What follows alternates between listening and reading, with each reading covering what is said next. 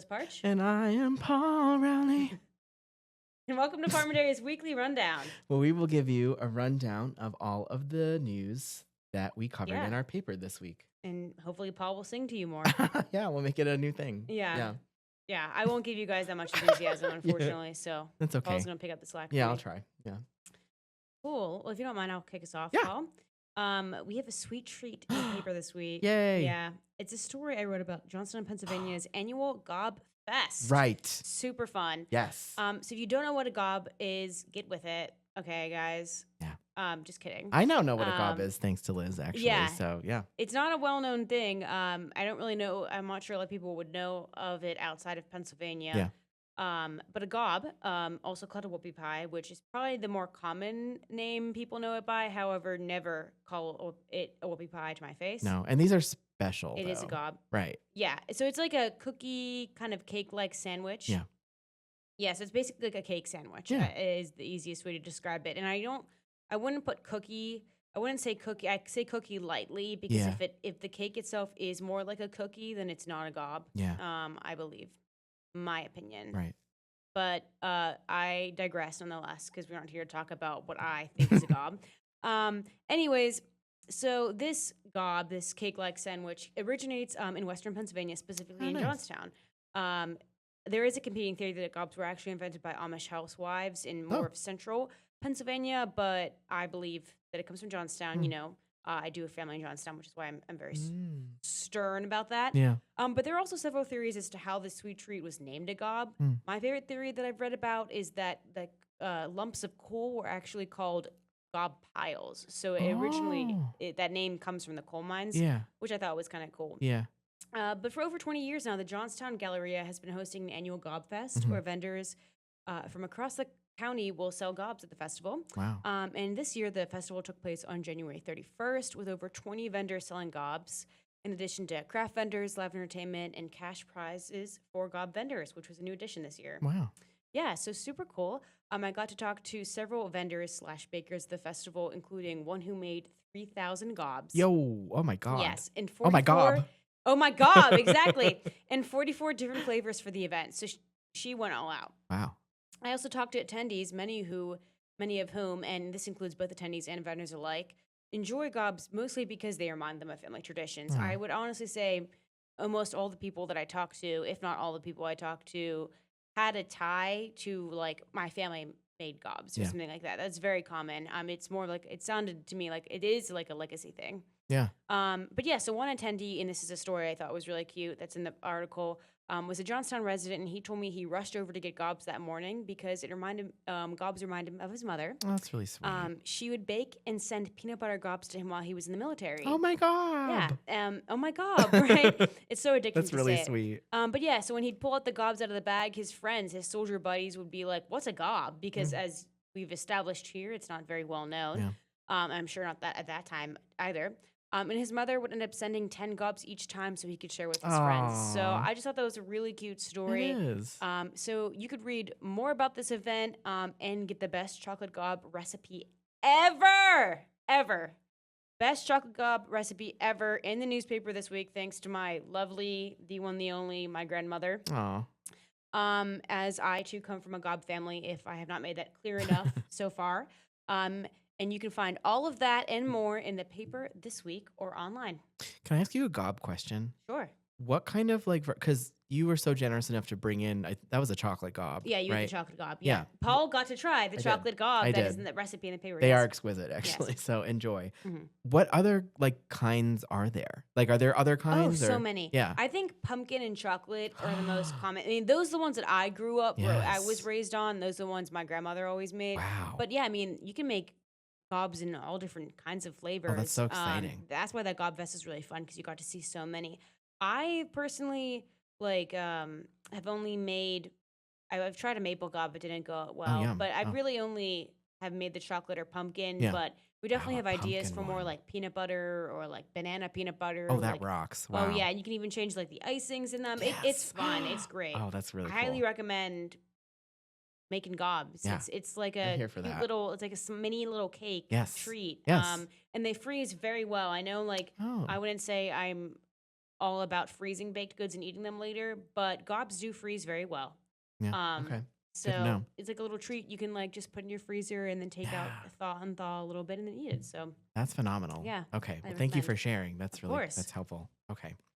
Well, all right. So I for our auction cover this week, I actually bring you um a fun tale of a late in life career reinvention. Okay.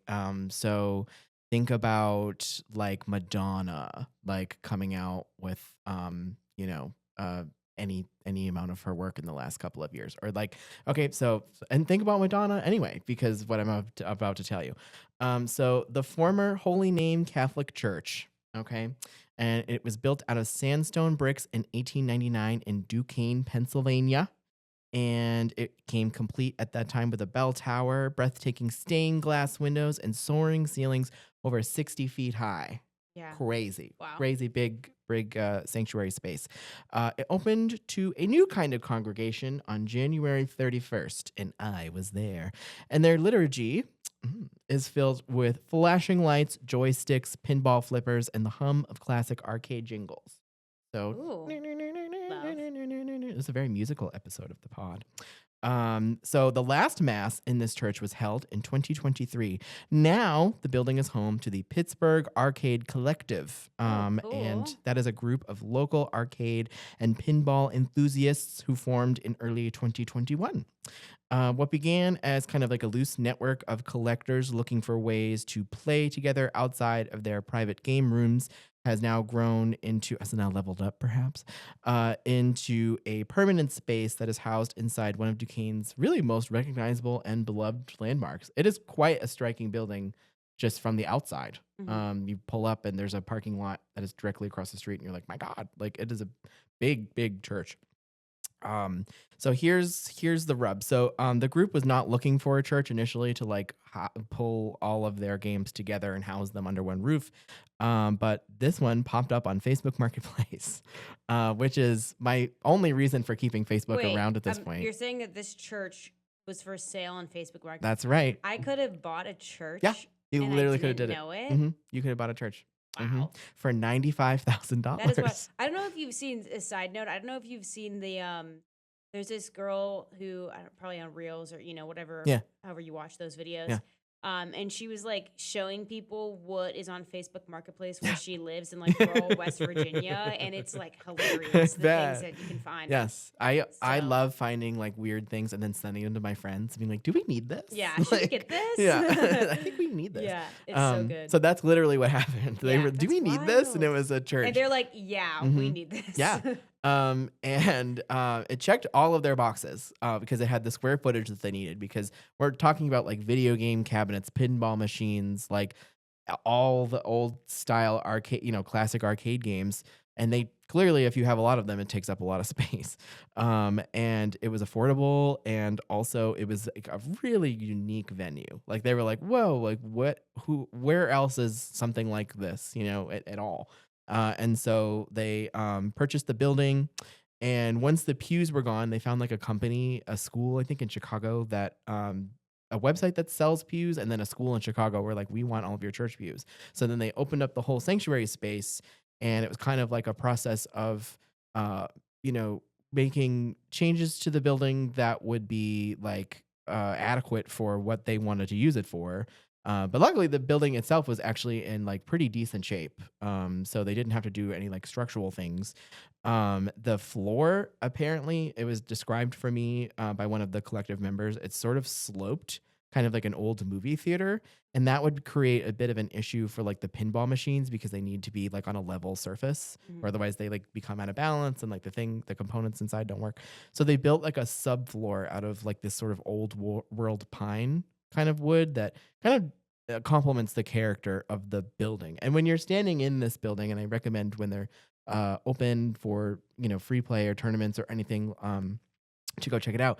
I mean, it is a really stunning building inside. Yeah. Like it's The pictures you took look beautiful. yes, they have all of this the really like interesting lighting going on, but it's not like cheap feeling, or it doesn't make the building feel cheap. It really complements like the like just a sheer, your eye just kind of goes up when you're in the building. I mean, everything's like on the ground floor and there's so many people and it's really bustling, but like you just look and see like how angular it is and like the stained glass that's still there. The church had removed like the Catholic Archdiocese, I think, removed like the religious iconography from the building, from the stained glass, but like there's still stained glass there, and it's just like a really beautiful place.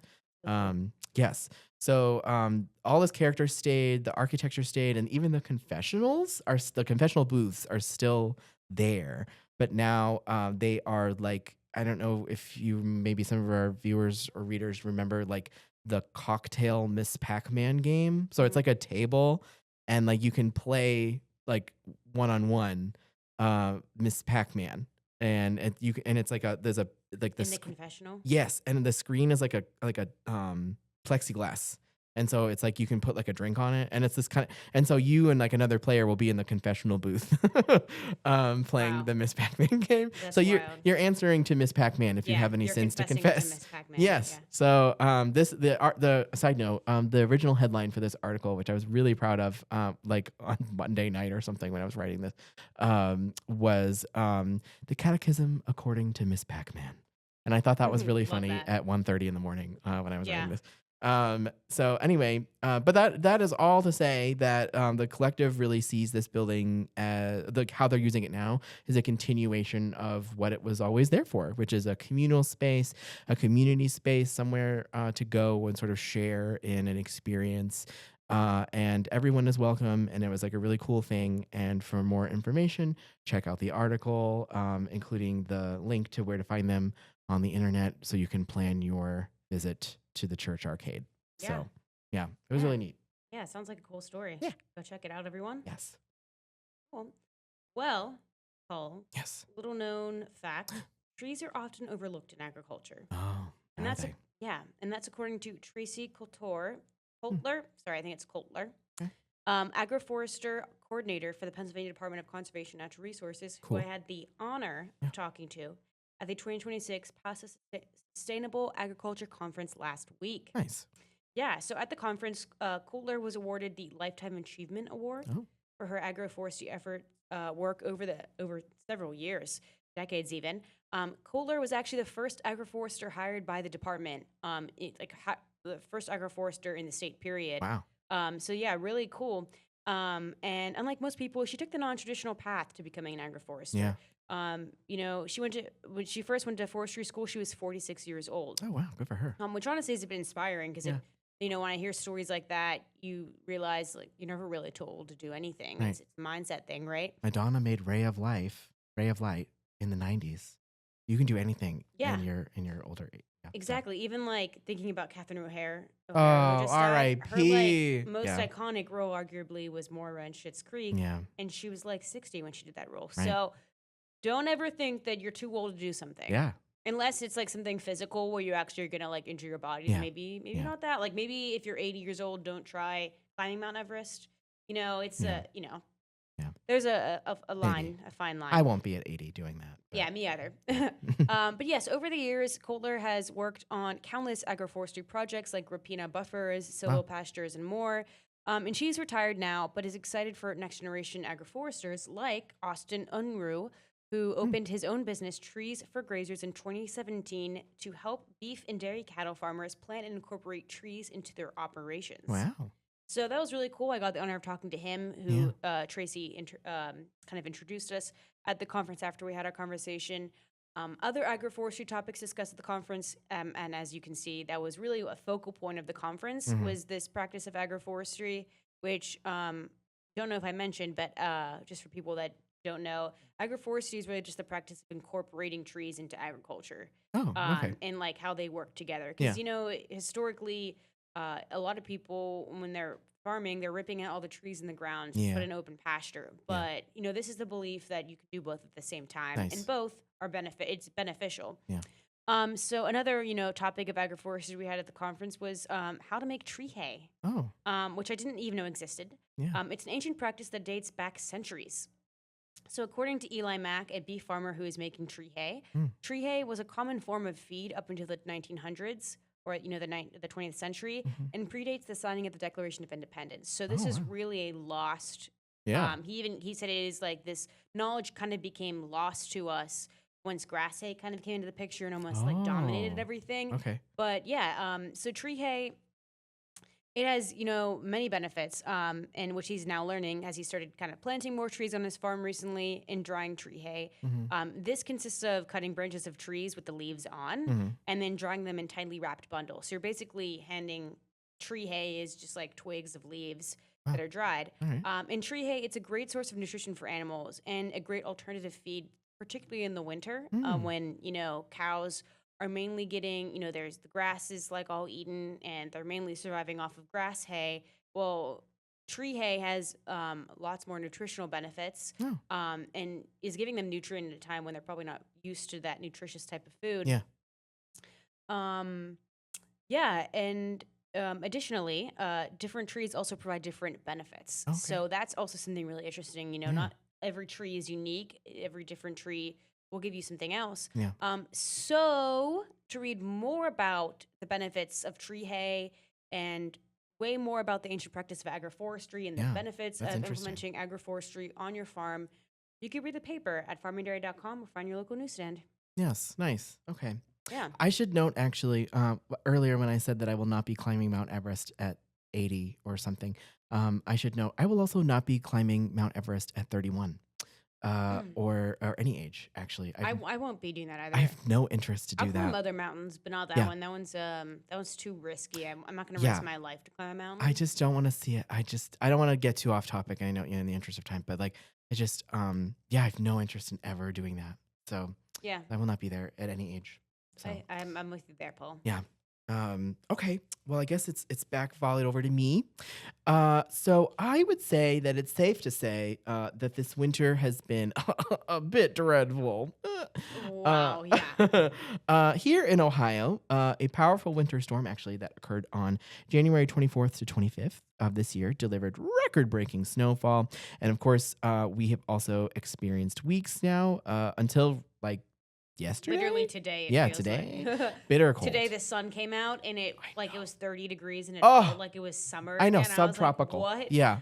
And This the is things incredible. I'd love Yeah, it. it was wild. And that bitter cold though that we had actually like killed my furnace in the Wow. house that I live in, which I don't own. But anyway, the furnace too old and simply is unqualified to respond to the intensity of the cold. So it kind of left my partner and I in the throes of that like Arctic freeze for a while. I mean, we were struggling to get our house to reach 60 degrees, like in the house. It was rough. It was rough. Okay. Mhm. It was bad. So anyway, don't get me started on how my car has fared during this winter as well, because it has been also a challenge as well there. And so anyway, I think I'm speaking for many of us when I say that this winter needs to end very soon. I would very much like it to and to be spring, but this was not, in fact, always the feeling around winter, which is what Paul Loker has reminded us in the pages of our auction section this week, including on I think this is on page H. In Pioneer, Ohio, a time and place that I struggle to imagine what life was like. People actually welcomed winter. It actually made things a little bit easier at times for them, if you can imagine that. So let me explain. In the 1800s, towns in Ohio, and I guess maybe in other places that experienced harsh winters, they worked to keep snow on the roads, not off of them. They used Interesting. right. They used horse-drawn snow rollers to pack it down, so sleighs and sleds could move more easily on the roads where so that they could travel more easily. Oh. They did not have to worry like there was not Yeah. like traction concerns or tire concerns or rock salt concerns or any of that. So once the roads were rolled down tight and that snow was packed, out came the sleighs, everything from like plain work sleds to flashy cutters trimmed in like brass and painted with like all kinds of wild scenes from exotic locales. And so that was like a whole thing. They wanted the more snow, the better, because then all of those things will be able to glide effortlessly to their destinations. Not the case anymore, unless you are traveling by sleigh or sled or something, which in which case, all right, all the power to you. Yeah. Winter travel also like had more, I guess I would say like unique gear was used, like instead of your like just your gloves and your scarves and your hats and whatnot. Riders used to bundle up in bear skin and buffalo robes, something that I could perhaps use right now, just recording this episode from this very cold room. Yeah. And they would have fur covered gloves, which sound a lot better than like the gloves that I've carried with me for like the past like decade. The like 80% polyester gloves. Yes, we all have right. to get at the store now. Those since, ones. Since we Yeah. only rely on polyester. Yeah, which Thank you, somehow guys. also like I need a glove. And I know they actually do have these, but like ones that you can like use, you can touch things on a screen with. Oh, I do have those. Yeah, they're really nice. I need to upgrade to those. Yeah, some of them like are better than others. Right. And I wouldn't say it's easy. Like you still have Right. to touch the screen hard, but yeah, Yeah. those are nice. I need to do that. They would also warm their feet with cleverly designed like foot warmers, which were in like tin boxes of hot coals or stoneware jugs filled with hot water, like would help sort of keep things in their little carriages or sleighs or whatnot, like a little bit more temperate. Sleigh bells actually had a function that wasn't just like sleigh ride. It was like they would use the sleigh bells to warn other people on the road that they were like coming. So that was kind of a thing. And then every sleigh would also have these thing called snow knockers, which were small iron tools to help chip ice away from a horse's hoof. Oh man. Yeah. Poor horses. The horses. I guess they were pretty cool with it because this was happening like mid-ride. Like as they were working, like I don't really know how it works, but there are actually illustrations and pictures along with Paul's piece. And I forget if the snow knockers are photographed there, but like anyway, it was not like hitting a horse really hard with like a hammer or something. It was like a I guess humane and functional, thing to help the horses be able to. Well, I guess having ice in your hooves would be uncomfortable. That would so be it's uncomfortable. probably- Yeah. My cat has this thing where he really likes to put litter in his paws. I don't know why. And then we have to, and he doesn't like having That's it weird. removed. He's a weird cat, Mhm. but he just likes, I think he kind of takes after me a little bit in this. Like he likes feeling like, sand between his toes. And so I don't know if he's like trying to get that sort of beach feel. Mhm. But anyway, it is not great and it makes a huge mess. And then I have to clean him up or sometimes even put him in the bathtub in like an inch of water. And then he gets really upset. But that's a total subject Yeah. change. But anyway, then there was also the sleigh caravans, which are dozens of sleighs traveling together by night, lit by torches, heading to town, heading to a little gathering or a party or whatever. And they would celebrate with food and drink and a massive Honestly, it bonfire. sounds like you're describing the North Pole. Like, Literally. We're actually not in Pioneer, Right. Ohio. We are in the North, in the North Pole. fictional North Pole. Right. But this is what Paul is telling us that Wow. life used to be like That's back wild. then. And so that is kind of how things used to work back then. In my car, I don't have any of these fun tools or charming ephemera or anything. I have a tire pump for the same tire, my back tire that keeps deflating constantly, and I have to pump it back up. I have an ice scraper, which is not sufficient enough to usually scrape. I have to really like, it sucks. And then I have power steering fluid in my driver's side door because that leaks a lot, and so I have to sometimes top it off. Wow. And that's what I've got. So it's a lot less charming. But anyway, to understand and to see the full scope of what pioneers were doing, you should check out the article in the paper. Yep. Thanks, Paul. Cool. Well, I think it's time for a little discussion. A discussion. Bring it on. Wait, Oh, yeah. sorry. A discussion. Discussion.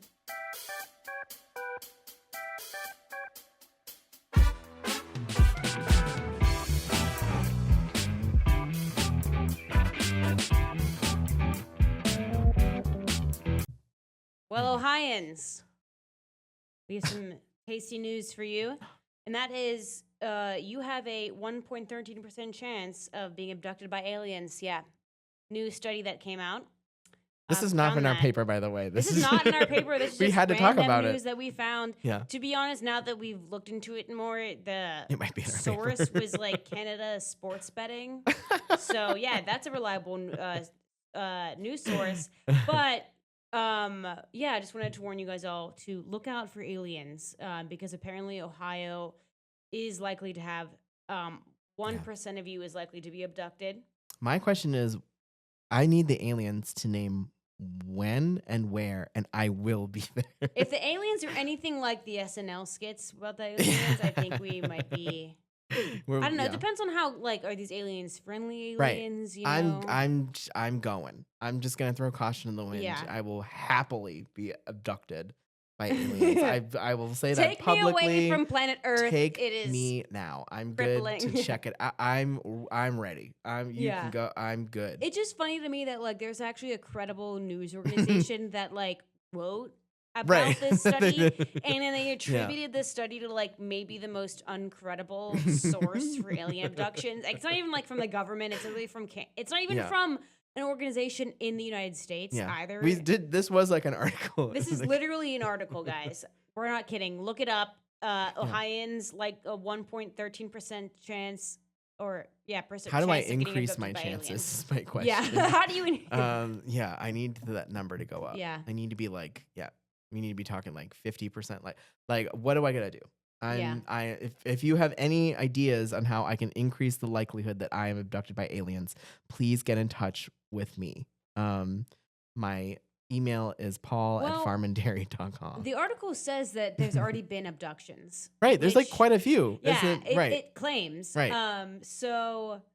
Perhaps maybe one of these abductees will reach out to you Yeah. and give you some more information. I need to know, like, what were you doing? Were you in a certain part of Ohio? I will drive there at any time of day. I'm feel ready like to you go. have to go to a cornfield, because every time I Yeah. think about, like, an alien abduction in Right. movies, it's always like a cornfield and there's this big globe, Right. and then that corn starts, like, Right. with the wind and it, like, landing. Yeah, and- that new Yeah. Steven Spielberg movie, the new movie, I think it's called Dispatch. Mhm. No, it's not Dispatch. It's something with a D, but I don't remember what it is. Anyway, Steven Spielberg alien movie coming out this year at some point. Wow. And there's Timely. and there is a scene in the trailer where, like, the band that, why can't I think of anyone's name today? Well, anyway, one of the characters in the movie is standing in the field as, like, the corn, like, what are those called? Can't think of anything. Stalks. Yeah, well, you know how, like, the shapes that appear in cornfields, Mhm. like, that is happening while he's standing in the field, and, like, the corn things are. So anyway, I need where is that? Like, I'd be happy to get that close to some of whatever this phenomenon is. Like, I just tell me how to go, tell me what I gotta do, who I gotta talk to. I gotta make a phone call. Like, I would love to be abducted by an alien today. Well, we're rooting for you, and if you Thank do, you. write a story about it. Oh, so yeah, we yeah, know yeah. how the experience Yeah, was. yeah. If you So- return to Earth, Right. hopefully. Right. So Yeah. anyway, Cool. Well, that is our very important news conversation. have to get that today. across. Yeah. Abduct Paul. Abduct Paul right now. Aliens only. I do not want to be abducted by a human being. Yeah. Oh my God. Wait. Let's make that clear. Yeah. Paul only wants alien abductions. Specifically. Yeah. No humans. No. No. Been there, done that. I'm just kidding. Yeah, But, I'm glad we're making story for that another clear, time. so, like, someone doesn't think that you Right. want them to. You're right. I abduct should you. say. Yeah. Should preface. Yeah. Interesting. Wow, that was entertaining. Well, now to switch topics completely. Right. Our lovely columnist Jim Abrams wrote about a timely and important topic this week: how to be prepared on ice. Yes, very, very important details following. Yeah. So he starts off by telling a story about a childhood game him and his friends used to play, where they would slide across a frozen lake to see how far they could get. And one time, as you may suspect, he fell through the ice. Oof. Luckily by the shore, and he was able to pull himself out because he was so close to the shore. Yeah. But that experience was definitely really scary and Yeah. left, a mark on him. It really stayed with him. Mhm. Now in this story, he says that no ice is ever safe. Never think ice is safe. And that he, kind of just reminds people that it's important to stay prepared. Because you could risk your life and other people's lives too, if you fall through and someone's trying to save you. And this was the case for an ODNR officer actually who died trying to save 2 children in February 2021. So this does happen. So that's why it is so important to be prepared. So some of these tips that Abrams gives include testing the thickness of the ice, which should be at least 4 inches. 4 inches. And you can test this with an ice chisel or a cordless drill. He recommends bringing a friend to go with you in the ice, carrying a knotted 20-foot rope or a rescue throw bag, and carrying ice picks, screwdrivers, or large nails just in case you fall in or someone else falls in. He also includes way more tips about how to stay warm, as well as how to save yourself if you fall through the ice.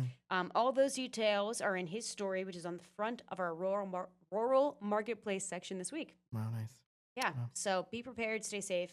Yeah. This story included a lot of really good tips. So if you planning on going ice skating on a lake or ice fishing, you might want to read this story before going out. If you obviously aren't inexperienced, unless you have this knowledge already. But yeah.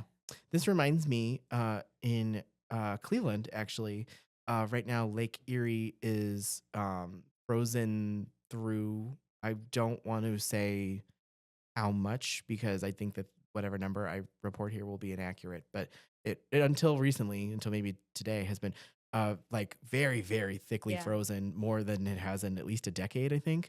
But it formed a crack that's like 80 miles long. Wow, that's wild. That's how frozen it's been. But the crack is like all like 80 miles long, like, and then you can see it from like a satellite. Like it's this That's big wild. crack, which will probably, if temperatures continue to warm up, that will probably shift and become even more wider, or other cracks will form. But anyway, it was just like so significant because it was so frozen, and now this crack has formed in the ice sheath where the so that's been discussed in the past like couple days. That's wild. I saw on the news. Yeah. So anyway, I'm going to wrap us up here. I have some some fun throwbacks in our paper.